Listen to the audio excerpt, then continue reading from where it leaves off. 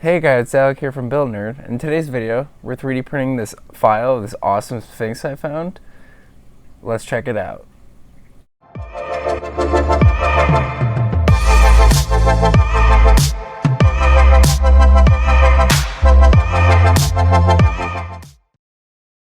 This model was found on Thingiverse and printed in some white PLA from Ziltech.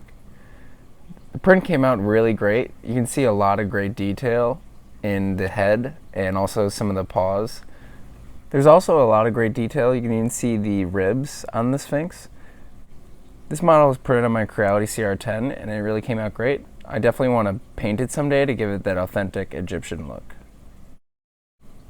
Thank you so much for watching my video. If you like this video and want to see more like it, please like, comment, and subscribe down below. And until next time, build your nerddom.